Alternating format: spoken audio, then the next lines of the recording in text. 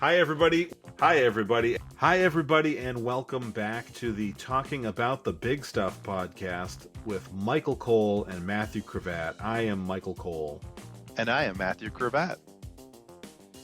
Discomfort. I want to talk about the importance of, as I see it, and maybe how you see it, of being able to be uncomfortable without the need to escape it. And I'm not saying all the time, but socially and societally, I think that a lot of our issues arise from people not willing or not feeling able to deal with discomfort. Um, and if you need, I can explain further. But I have an idea of what you're saying, but why don't you explain further for those who are listening? sure. So, first I'll start with I think that there is this thing that happens. It's a point of privilege to not have to be in discomfort societally. So what we see a lot of is I'll use Florida and their history Very uncomfortable place. as an example. Yeah, as an example, but they're getting rid of. They've talked about getting rid of learning a lot about slavery and the Civil War because it will make people feel, maybe this isn't the word they're using, but uncomfortable. And that's a pretty privileged stance to be like, oh, that makes me uncomfortable. We're not dealing with that. It's not something that every group can do, and so I think that there is it. But I also think like it's something that people don't seem to see the value in. And I get if you're in a if you're not one of these privileged people like myself who doesn't have to sit in discomfort, or who has to sit in discomfort, I can see how you could say, well, what's the value in this? And I think that as for minorities and other marginalized people, there may not be that value. But for those of us who aren't in that situation, there is a value. There is a learning curve, not a learning curve, but a learning.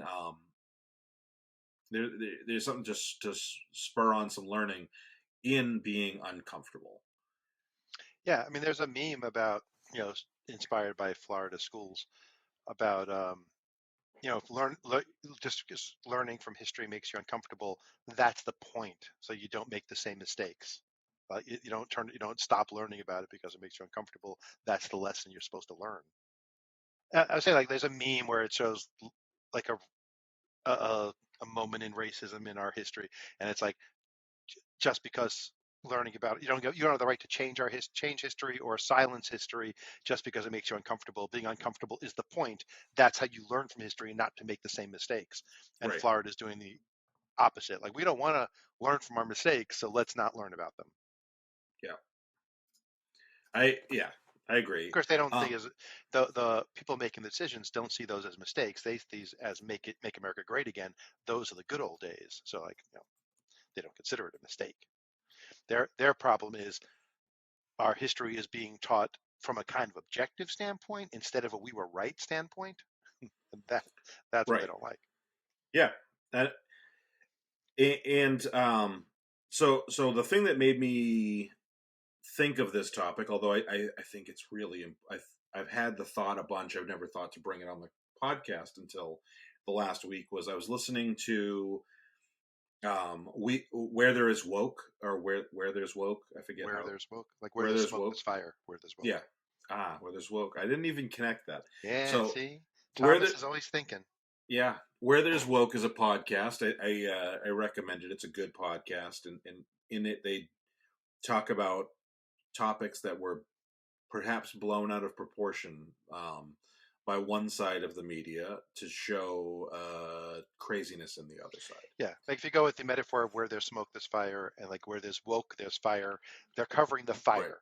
Right. The people overreacting to things that they call woke. Sure.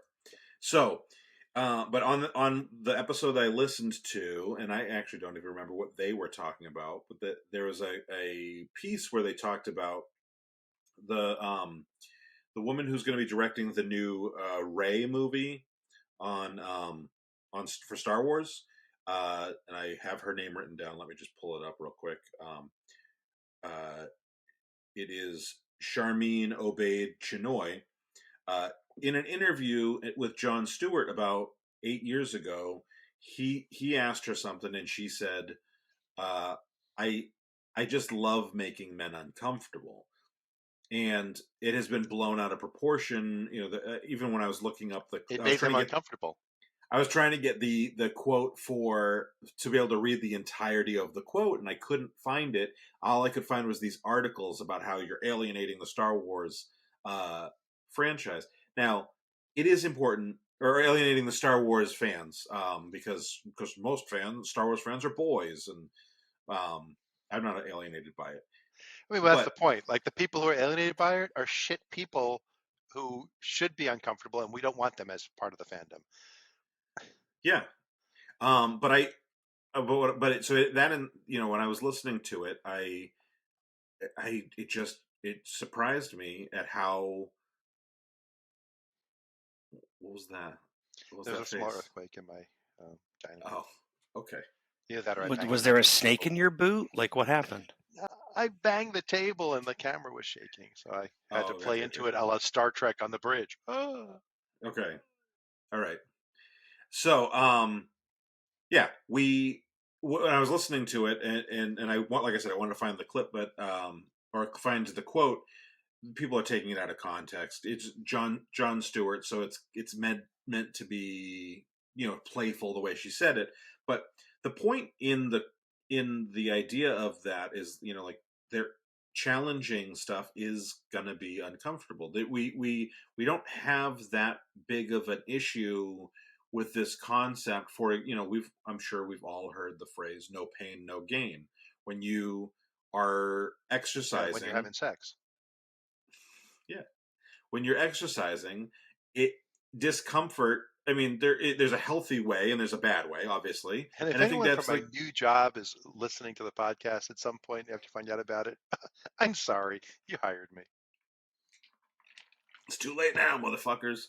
Um, but no, we're aware of this concept that sometimes something has to be difficult or uncomfortable or painful to grow.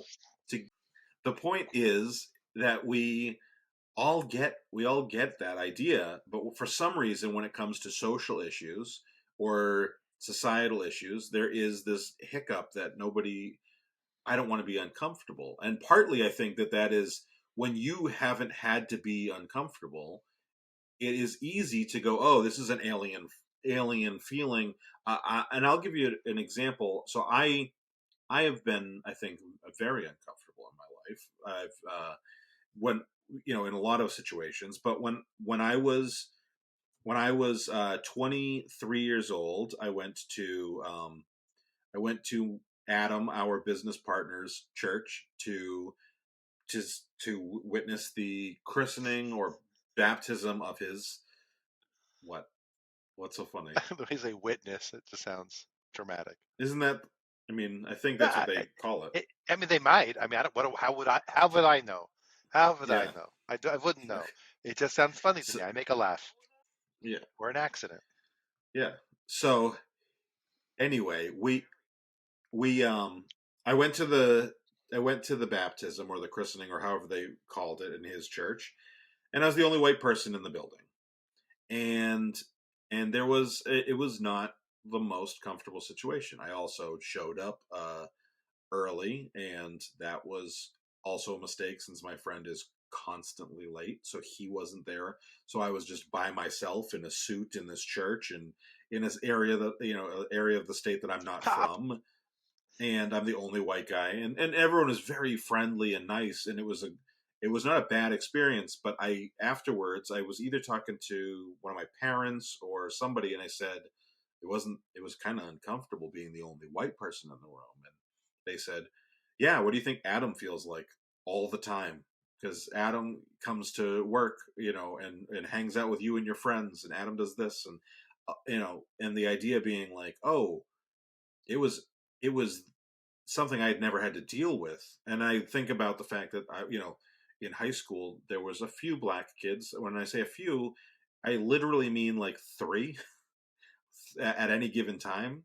So like any one of them they weren't all hanging out together. So like they were very often the one black person in the room, and I'm sure that that becomes uncomfortable. And I had not felt it, and I had not experienced that until I was 23, and it lasted for 2 to 3 hours, and then I was done, and I didn't have to deal with that again for however long until the next time it happened, and it was such a rarity. But there's a lot of I think that that level of like discomfort is something that people when you haven't had to deal with it, well, why do I need to deal with it? And Yeah, I had a this, similar awakening when I was slightly younger than you, just like 2 years maybe.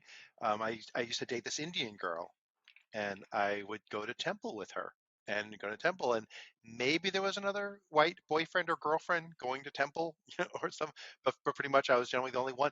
Plus, I was a foot taller than almost everybody there, so I was just Mhm. visible from the entire place the whole time. Yeah, was this Madhavi or is this a different Indian Yeah, girl? yeah, it is. Yeah, I Okay, used I to date didn't. her. Now I married her. Okay, but the way you said it, I just was like, I'm not I know sure. because I'm a smart ass, and that's what I do. I intentionally make you uncomfortable. See? It's a little Mitch Hedberg kind of thing. He goes, I used to do drugs. I still do, but I used to. So Yeah, it's like I used to date her. I still do, but I used to. nice. Anyway, But like when I first started it, going to the temple was, that weird of like, oh, this must be how she feels when she's around white people all the time, and right. she's the only one who's not white in the room. Yeah, and I think I can. I don't want to call anybody out, but I can think of people who I know Alex. that he's right there. I think that I think it's very common to feel actually I have an example of a time when I did the wrong thing. And it wasn't that I wasn't uncomfortable because I was in the minority, but so this was my last semester of college. Right, it was before the Supreme Court had ruled in favor of gay marriage. It was and knocked down DOMA or whatever, and Maine had just passed by legislation. Um, Actually, I just did the problem. It, I said gay marriage, and a trans woman in my class corrected me and said marriage equality, and I looked at her, and because I was not happy that I got called out in front of the whole class, and I like kind of snapped and said, "You know what I fucking mean?" And like because I was irritated that I got called out instead of taking the Yeah. Oh, note. that's a good point. That's a better term. Yeah, I just because it was uncomfortable to be called out in front of everybody. Now that was it. Obviously, I'm not proud of that, and it's something that I think that I would be better at in most circumstances, especially because like I liked her, like her and I got along pretty well. So this wasn't like I I can be pretty shitty when somebody I don't like is snappy or is like it does something like that to me, but when someone I liked, like that was 100% just the discomfort of the situation, not the person. And I think that I like 100% reacted poorly to it. And I think that that's kind of common. And I get how our immediate response can be that, but when it's something that you have to sit in and linger in, I think that there is a value to just kind of this isn't personal to feel this uncomfortable. Like a lot of people would be uncomfortable in the situation. What can I learn from this? What can I learn about empathy from this? And is there is there something that this is going to teach me that I have not been thinking of? Which is, like whoever it was that said to me, "Well, imagine how Adam feels when he comes to everything, with your friends, and you go to one thing and it's all black people except for you, and you're all of a sudden uncomfortable." Which I didn't complain, I didn't misbehave. I'm not trying to say I went You aren't the stage. ugly American. Say, hey, why are you doing white stuff here? Yeah. I wasn't I don't think I behaved shitty. I just my response Yeah, afterwards you're was just kind of like, aware of your own feelings. Yeah. it was like a little uncomfortable, like you know, Yeah. I mean, I had the same experience in going to their temple, yeah. as opposed to my temple. Go ahead. To be fair, you're probably pretty tall among Jews too. So, I am. you're pretty tall among most people. I'm I mean, I'm 6'4". I'm tall amongst anyone. I mean, if you were any if you any were group of people. if you were in like Minnesota with all the like Nordic people, that would be the only place that you'd be like, Yeah, it's funny oh, is too because like for a long time I didn't look at anyone as an adult except for my next door neighbor who was 6'6.5", my friend's dad. Like other people, like if they were shorter than me, I'm like, how are you're not older than me, you're shorter than me, which is almost everyone. And the odd thing is my best friend growing up, we were exactly the same height. We are currently exactly the same, unless one of us has shrunk more. We're the same height. So it was like that's normal. Me and Jack were normal. Everybody else was short, except for some weird freaks of nature that are taller. yeah, We're the right height. everybody else is driving like a maniac. But Exactly, exactly the point I was thinking. So I think another, not your experience in class, because I think that was exactly as how you described it. I'm being called out in public, and that's something I'm taught not to like. That's not supposed to be a mhm. comfortable feeling. So you have an instant emotional reaction. But I think in a lot of other cases, there's an element of cognitive dissonance too. So it's like you know, I have a belief about something and I'm being challenged on it. And our brains react the same way as they do to physical pain when you're being challenged on something that you strongly believe. And the fun side effect, if people don't know the studies around cognitive dissonance, is your brain actually stops working as well when that happens. So it is harder for you to bring in that new information and logically process it because your brain is reacting as in pain and trying to reject the information. So it makes it even harder to just say that, well, people should just, accept the criticism and grow from it. That's true. But if you're suffering from cog dis, you're also unable to do that in the moment. You really have to take Yeah, some time and be able to not be in that pain situation to reflect it and absorb it. that makes sense. I also do think that there's like you said, getting called out in front of people. It was a moment of like being able to be snappy, but there are other situations in which that my response wouldn't occur or make sense or anything else, and it doesn't mean that I would behave better.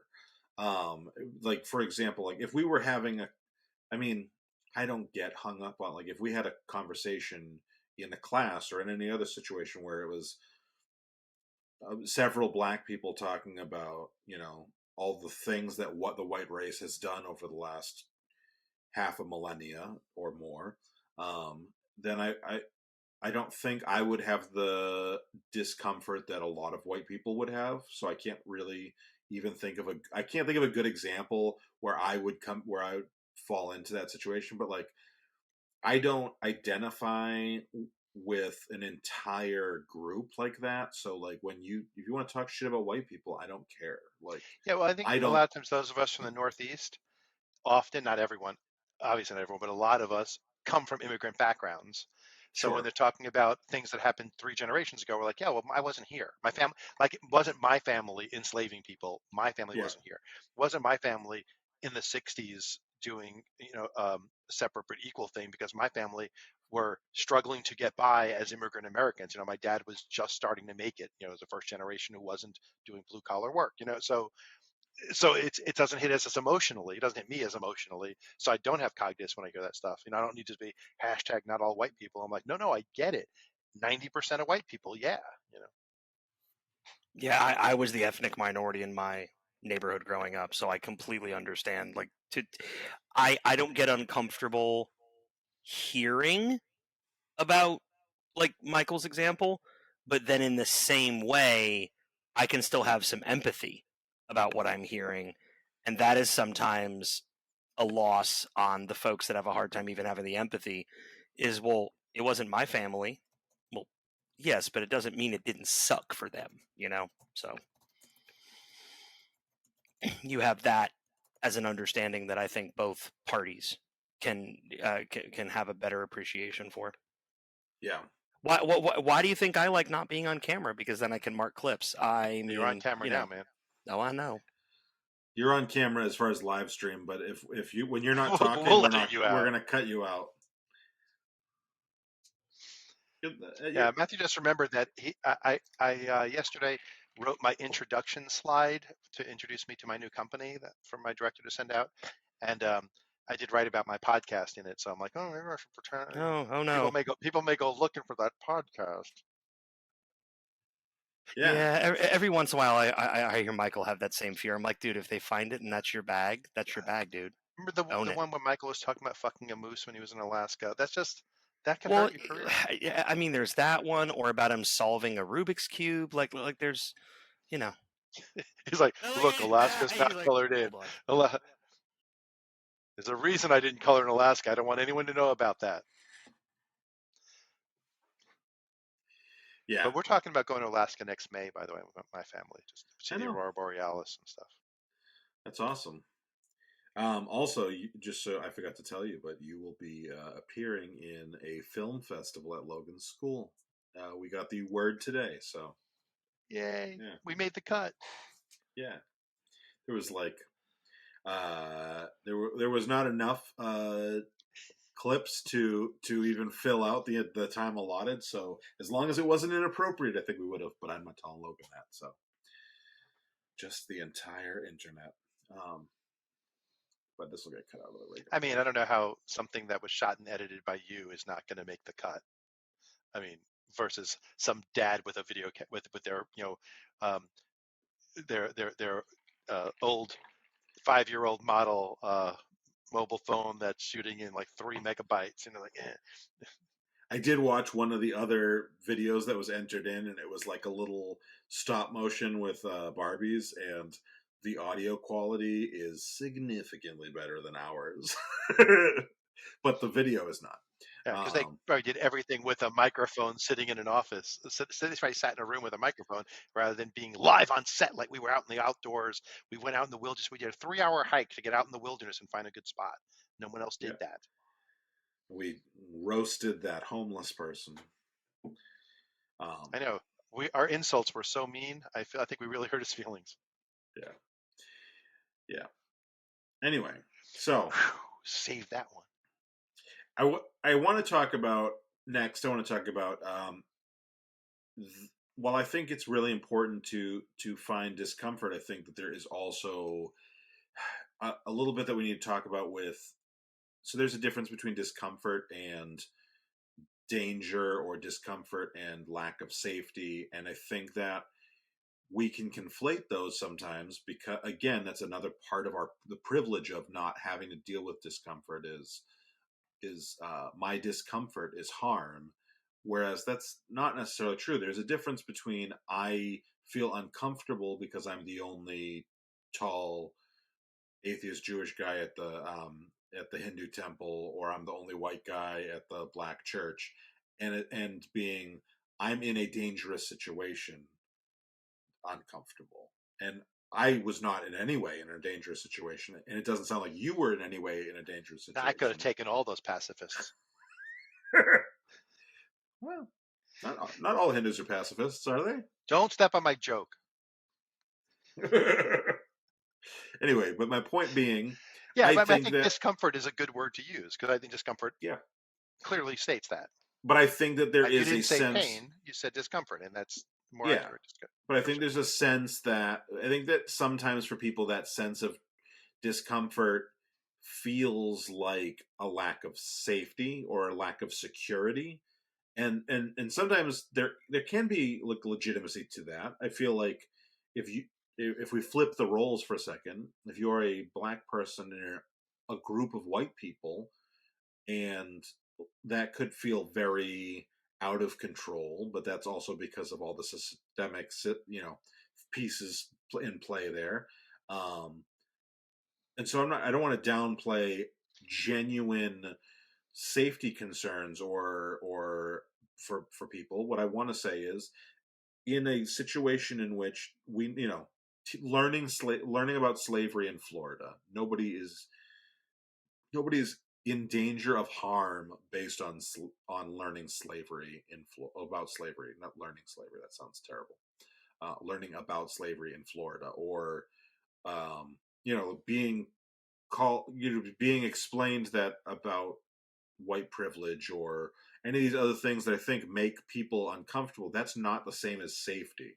No, the only thing really at risk is their self image or Right. their sense of self. Anything But else that's really is not at risk. but I think that people do sometimes, and I think I don't want to like blame our side too much for this, but I do think one of the things that we can do sometimes that is a problem is we equate language to violence too easily, and because of that, we've kind of lost control of the genuine meaning of it. Do you, do you know what I'm saying, Matthew? I agree with you 100%. Okay, Yeah, because I mean, I think that's when we talked about language evolution, that was kind of one of my things. yeah, We take phrases that have specific meanings or words that have specific meanings, and we start generalizing them to make the point, and then it loses the impact. yeah, yeah, and then we get to the point where now conservatives can use that against us in a way like, oh well, it makes me uncomfortable. That's uh, violence to me to make me uncomfortable because white people were involved in the slave trade, and I don't want that. And so I think we've had that little piece of a much bigger problem on the left. I can agree with that, but I can also see that sort of like when we were talking about like the evolution of language, that individual who is afraid to learn something new, sometimes your sense of safety is not necessarily harm, it's the fear of unknown that Right. can hold you out of that learning experience where someone like, say, Matthew or I, who might have been the ethnic minority in a lot of situations and are just comfortable with it, there could be the very same situation where the complete opposite is the case, where I'm the ethnic majority, but the reason that I feel threatened is because I've never been put in that scenario before. I'm scared Absolutely. because of the environment, not because of my inherent complete safety as far as physical I, harm is concerned. I'm reminded of the expression that when you're accustomed to privilege, equality feels like oppression. Hmm. Yeah, You know, like I like it's not that. that exactly, but that kind of thing of when you're No, used to I being like the that. majority all the time, a little bit of uncomfort seems disproportionate because you don't have Hmm. anything to measure it against. Your frame of reference is tiny. I think that the idea that of discomfort being this thing that we deal with only if we have to is political was what I was going to say. So I think that like a lot of I think a lot of what has happened in the last 8 years is we had a black president and that made me confront things and I didn't like that and I never want to feel that way again. So let's dive into the other side of things. And because while I think that racism has never gone away, because I think that's a stupid thought to think that racism was solved, I think that there were probably a good amount of people who did not consider themselves racist who have gotten a lot worse in the last 10 years because, or maybe we'll say since this last 16 years since Obama was elected, because just the idea of this isn't, I don't think Obama did this, but his presence and then the conversation around him from both the left and the right made us talk about race in a way we hadn't before. And so I think that probably made a lot of people uncomfortable. And so people who would not have considered themselves a racist in 2005 or 6 are possibly, like, oh, why did it have to be a first black president? Shouldn't it just be the first, and there was all these discomfort things and the idea of, like, of having to confront that and deal with uh, I don't think it's something that we hear white people say a lot is I don't think anyone should say the N word. And it's like, okay, I don't care what you think about that. Like, like there's all these different things that fall into the But race that goes conversation. to the, when you're accustomed to privilege, Yeah, equality absolutely. seems like oppression. It's like, okay, I said that word for a long time, but now that I know I can't say it, you can't say it either because now I can't. And why should I be treated differently than you? I deserve equality with you, right? But yeah, Yeah, but I think so. I'm gonna push back a little bit on that.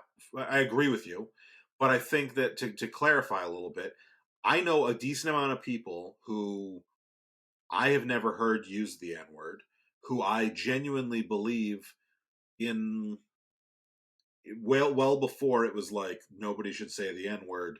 They stopped saying the N word, or maybe they never really said the N-word, who still think that just that we shouldn't, nobody should say it because that. I think that people don't understand it, and I always have used the. I But think they if don't. I don't think they understand why you shouldn't say it.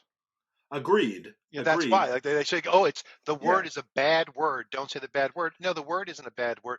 When white people say it, it's a word that was used for oppression while we were setting dogs on people who are asking for their rights and right, killing them. When a black person says it, they're rapping or talking to their buddy. yeah, The word has a different meaning depending on who says it, and they don't get that hmm regardless of whether they said it or not. agreed, and I think that they're Says the just saying. all right.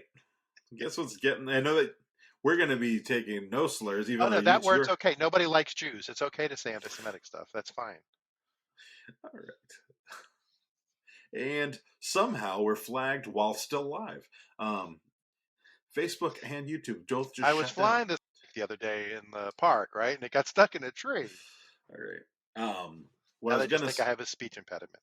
what I was going to say is, I think that there's a lot of ways in which we can take the no one should say the N word example and shrink it down to a manageable level, to something that's obviously not nearly as harmful, but like to make people feel this, to make people understand it. And I think that's what we have to do to make people understand this discomfort, is whittle things down. And so what I use for an example when I'm talking to anybody who says I don't think anyone should say the N word, I because just call them the N-word when they say that. exactly, no, I say, well, Newbie. there are everything is there is a context for everything. There are, like, I have said to Logan, because him and I both have giant heads, and I've said to him, "You're a little lollipop because skinny body, big head," and he doesn't get upset about that. Everybody at home If should be picturing Richie Rich when he says Logan. if yeah, Macaulay Culkin, Richie Rich, or No, the real one, the comic book one. okay, well, God, you anyway, young people, you don't understand classic no, literature. but he also Logan looked a lot like Macaulay Culkin for a while, so. But I would say that, and Logan doesn't get upset. But if some random kid said that because he doesn't have the context of, this is my dad's nickname for me, or my dad and I have this thing in common, then it would hurt his feelings. And I think we all know something like that. If I, Alex, I'm sure your wife or your best friend or somebody has some nickname for you that Somebody likes you. if someone at work called you, you'd be like, "What the fuck did you just say?" Like, don't. That's not for you to say that. Like, we have context, and if we want to go the opposite way, we have like, it is not inappropriate for me to say to Sarah when she gets home tonight, "I love you. I want to fuck you so bad." It is very Because that's the only inappropriate. way he can fuck her. So bad. Yep. He Ah. he just He's anger not good. pounds just He's not over very and over good. and over again. Well, right now there's a guy who got her a gift at Disney World, and it's just like, Where is this going? getting- This guy got a gift at Disney World, and I angry pounded him. Like, where are we? No. Obviously, I invited him into our bed. I mean, he gave So her a gift. no, but my point being, it's one thing to say something like that to your wife, but if I went into work and But said it's not a that good to pickup line.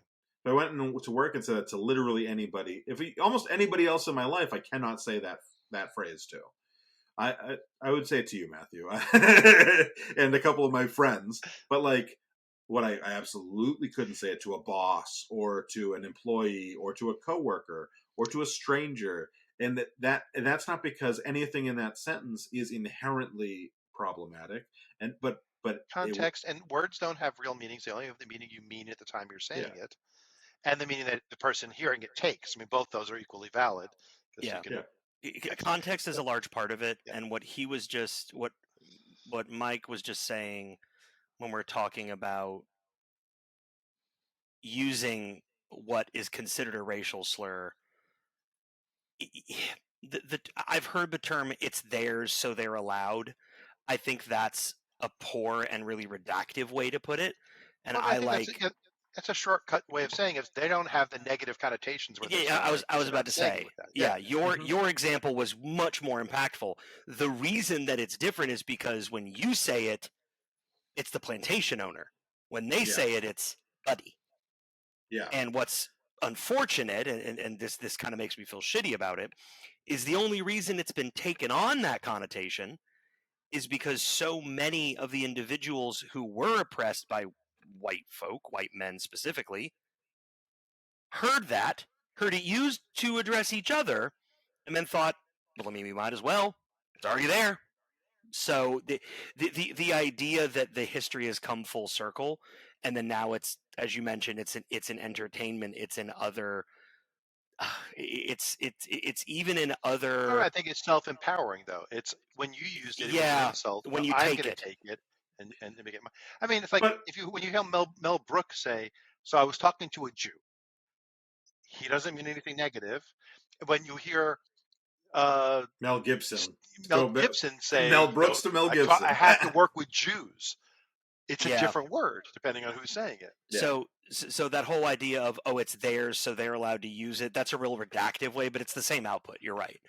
Are you saying this because, very true, the meaning is a lot of this? What is the meaning of the word when you use it, Yeah. or what's the meaning when Matthew says Jew? Like, he's Well, I mean, I think it's basically like, using a self-describing word, you know? well, I mean, and it's fine for anyone to say Jew if they're not saying it hateful. And I know younger people today are starting to say it's bad because they mostly hear it in a bad connotation. So they're trying to recast it as negative. Like, and it's like, the Jewish person, not Jew. I'm like, no, it's fucking Jew. We've been Jews our whole fucking existence. Leave us alone. But I think the difference with the N word is that it never had a positive meaning before. Right. Like it was created to be a But slur versus words that had become slurs because of connotation and yeah. because it was used that way by someone evil. But I want to bring it back Bring it on back to the discomfort Mike has to when we talk about Discomfort. this So word. He's trying to well, talk about the angry pounding. Let's just let him finish that. Yeah, so I was no. angry pounding my wife, and go ahead, So continue. so when we talk about, well, I think when we talk about the N-word conversation, a big part of that for all of us, and for not for all of us, I don't care that black people use it, and I don't use it. But like when some people do, Okay, when we you have to write a song to the tune of Jimmy Crack Corn. Like black people say N-word, and I don't care. Black people say it, and I don't care. but when you mention Which the is when a slavery song, so it works. oh, I didn't know that. Yeah, that's what it's about. Okay. Well, it feels like most of that, like old songs like that are, but anyway, but what I was gonna say is when you mentioned when you mentioned, when we say that word, when someone white says that word, it is it's the equivalent of a slave owner saying that word, and when a black person says it, it is a different meaning and context. That highlights the discomfort for, even if for those people who don't necessarily want to say it, the fact that they can't say it reminds them that there is something inherently similar between us and slave owners, and I mean, and I don't think you have to go that far back. Just go back to civil rights when people were sure, setting dogs on protesters. yeah, no, absolutely, but Like in the second episode, I think it was the second episode, or the second or third episode of Louis C.K.'s comedy, his sitcom. yes, I know you're talking. This scene where they're all playing poker and they're talking about the F word in regard to gay people. Yeah. And uh, the actor Rick Chrome does a whole thing about how it was like it's what British people call the log of wood they throw in a fire, and it was like throwing gay people on the fire and burning them, so it was throwing another F word on the fire, and that's why it's a horrible thing to say. And then one of the other comedians goes, "All right, that's great, you F word," and they all laugh because they're comedians. And I only say that because Rick Crom was one of my first improv comedy teachers, and I just wanted to mention his name because I'm still in contact with him, and he's a comedy genius. Just saying. Nice. He taught me a lot. So Good. are we talking his original show on HBO or the FX one? The FX I think one the FX one is the FX one. The other one was Lucky Louie. It was Lucky Louie, yeah. And while it was funny, it was not nearly as poignant as the No. FX show. And I know of the episode you're referencing, and Yeah. and yeah, they all say it, and they all, oh, ha ha ha, because you're right, they're comedians. But then at the same time, even if one of those comedians was gay, they don't think they're being slurred to or right. I mean, insulted. And Rick is. I just mean, the character yeah. Rick is playing himself pretty much in there. But yeah, Well, exactly, and also think about it as nobody better call uh, Logan Lollipop, Yeah. which I have such a hard time getting this out of my head now. But no one can call Logan Lollipop because he I does wonder not how see it many as licks it takes to negative get to to the his center of dad his head. from his dad. Huh? Yeah. Nothing. What'd you say? You'll hear it in the edit when you can isolate my audio.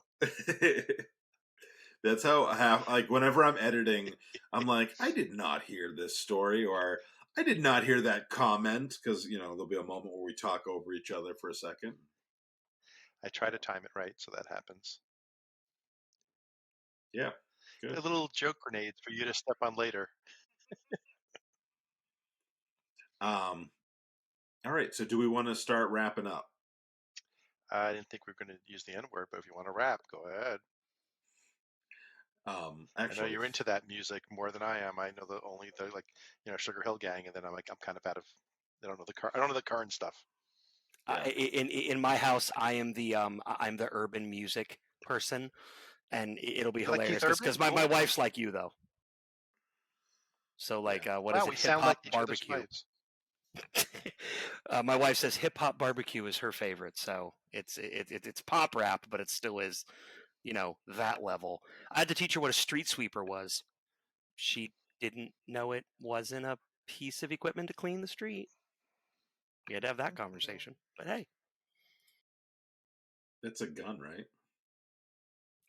yes. Okay.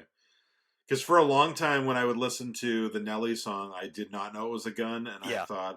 I thought it was a dirty thing. I didn't think it was the street sweeper, like like the truck, but I thought it was some dirty Someone who thing. does doggy style on the street, so their hair Right. is just sweet. Yeah. And that's exactly the song that my wife was listening to. It's one of her favorites, and she's a rather large Nelly fan. So for her to say, "Wait, he was really?" I'm like, "That's what he was alluding to." So yeah. Yeah, I think that actually that's a good segue for a last thought from me, which is Sarah and I joke a lot because having white parents in the '90s meant that even you had white parents in the '90s, also Matthew, but like Not yet. They're in their 80s. in the '90s. Oh, But you had they were still there. They were there. You were they there. existed. I remember their existence. But being They were in New York and I was here, so I didn't see them often. But they were there. being a adolescent in the late '90s with white parents, and being into a culture that listens to rap, especially it was funny too because the rap that we listened to was very tame. It was. I know that like Ludacris and Nelly seem crazy based on 1990 white parent standards, but it was not that crazy. But the comments that Sarah and I always joke because it almost certainly meant that your parents were going to misunderstand lyrics and in a way that made them way worse. So the example for me is there's a song with R. Kelly and they talk about partying until 6 in the morning, and my mom would have sworn that they said sex in the morning, and she was like, "Oh, he is talking about having sex in the morning," and she would be so scandalized by it. I'm like, no, he's not. But that's R. Kelly, and he did pee on a child sexually. So there is something to be upset here. You're picking the wrong thing. And because I knew about the pee thing in high school. Why are you covering your mouth? Because you don't want me to say what I wanted to say to explain to your mother what was going on. You shut your fucking mouth, Matthew. I did shut my. We are on the live stream. I did. I covered my mouth. Make sure nobody's watching before we. You're saying nobody's watching. What? I didn't say anything. Okay, you can make the joke time. You can make the joke. I'm not saying nothing. Anyway, I'm not saying nothing. What did I get into? Y'all have history that I don't know. I'll explain it to you. No, you not won't. on. He has to be a 10. Oh, he is a $10 page. Go back and listen to the old stuff. No, I cut that out of everything. That's the $50 page. That's when we get a certain number of patrons, we'll do an embarrassing stories episode. Anyway, so and Sarah had the same experience where it was a Nelly song, and it was I think it was "Ride with Me." Is that the one? Three women in the back. But I forget what the line is. I still to this day don't know what the real line is. Her mom thought it was three women on the floor with the dildos. And when you listen to the lyrics, it's like that is absolutely not what No, it he's was saying. three Hobbit women on the floor with Pretty Bilbo. pretty sure it's three wheeling in the back. But I don't know what the It's even worse. well. I think three wheeling is not bad. Anyway, We're in the but back but door.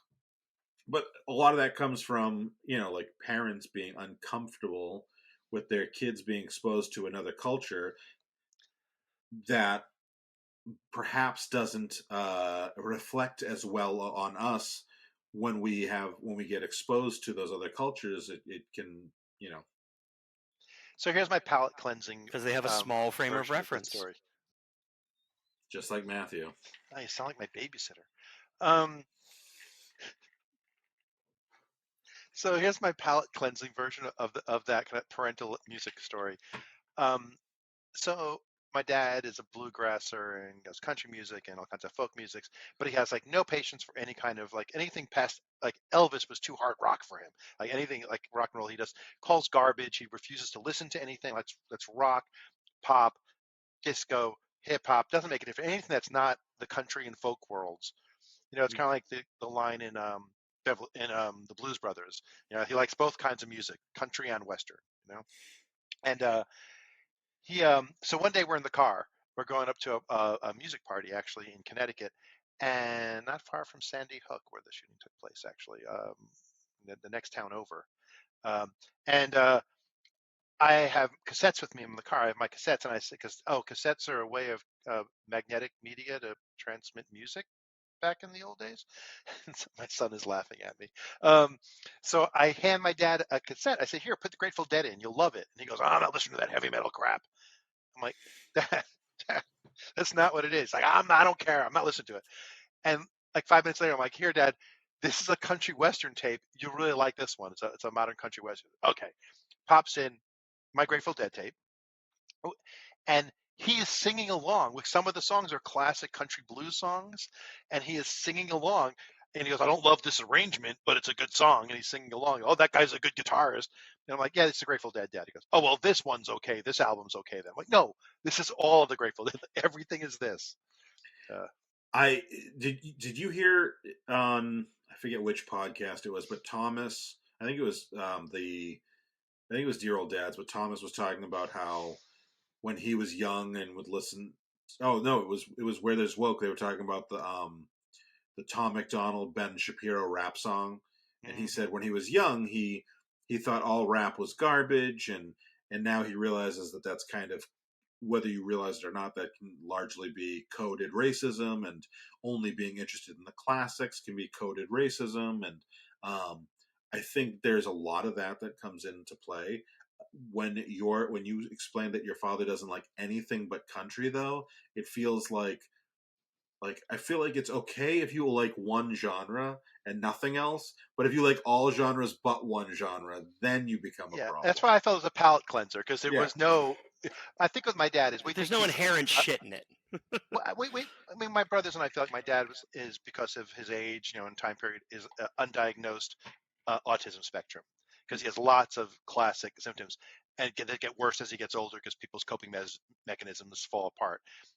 So I think a lot of it is this is what I like, and it should be what everyone likes. What I like is good. What I don't like is crap, and he doesn't even get that there are different opinions. Like he just said, I don't understand why people listen to crap because to him, if it's not something he likes.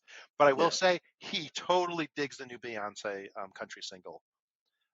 He totally. I mean, I played it for him, and he goes, it's a little much in some of the language they use, like, but it's modern music, I guess.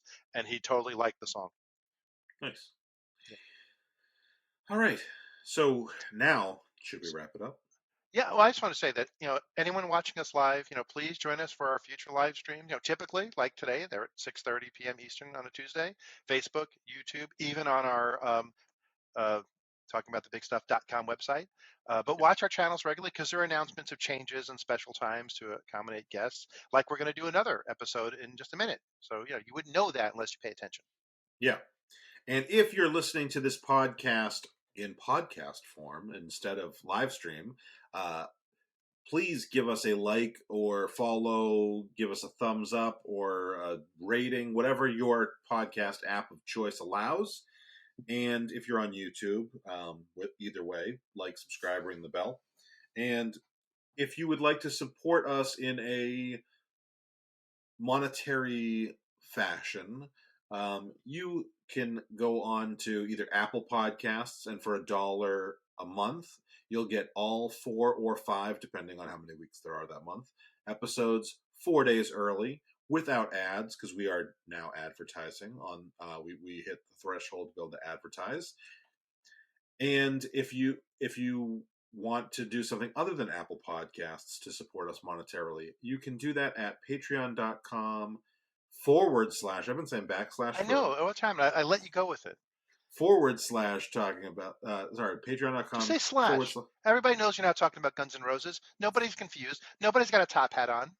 Okay, patreon.com / talking about the big stuff. We have that $1 option there as well as a $3, which gives you a little more content, and a $10, which gives you probably more Everything content than except you for the really story I want. was going to tell. Everything except for the really humiliating shit that I cut out that Matthew says and goes, and then I have to beep it out or I whatever. didn't say it behind. I held my mouth shut, physically holding my lips closed, so I did not say it at all.